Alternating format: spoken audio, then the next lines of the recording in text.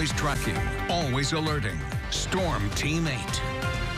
And good afternoon, West Michigan. Much needed rain passing through our region. We do have some decent downpours and some thunder as we've seen hundreds of lightning strikes so far this late morning into the afternoon. Here's a glimpse at Storm Track Live across West Michigan. You'll notice kind of this swath really targeting areas initially north of I-96, but we're starting to see some of those gaps filled in further off to the south. Some of those heaviest downpours stretching in southern Newaygo through Muskegon County. Another swath again here in Kent County. A little bit weaker than it was just a few minutes ago. And now we have another batch of rain starting to move into portions of Allegan and Van Buren counties. Pretty much all of West Michigan should see some rain as we head throughout the day today. But again, it will be a little bit scattered as we will have some dry hours in the mix. A cold front is the culprit of this. It's actually moving along a little bit quicker than we initially thought. So a lot of this heavy rain actually happening in the early afternoon with some drier air trying to win out later on tonight. Still though, temperatures will top off in the mid-70s. Today's a little bit of that transition day before we really start to see some of those cooler fall-like temperatures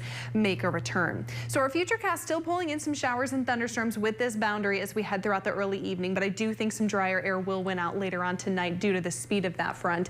Will be quite breezy. Now we have that breezy wind from the southwest at about 10 to 20 miles per hour, and later tonight it will turn to the northwest. Still quite breezy though as we head throughout our Thursday. Our Thursday, by the way, looking to be mostly dry. A few isolated showers will be possible, especially in the first half of the day there. How much rain are we talking from this? I do think it could be a decent amount, especially as we take it through tomorrow. A lot of models indicating about a half to 3/4 of an inch, but I do want to point out there could be some locally higher totals depending on that thunderstorm development evolving later on this afternoon. Now that's system one, again happening, that's currently happening. We do have another system that will pass through Friday, largely going to stay dry as we move into the weekend as this system two is shown signs of speeding up. But we are expecting most of those heavy showers to target northern lower Michigan and portions of the upper peninsula, but still some showers expected here. Likely beginning Friday morning, tapering off into the afternoon and evening. And again, the weekend looking mostly dry for us at this time.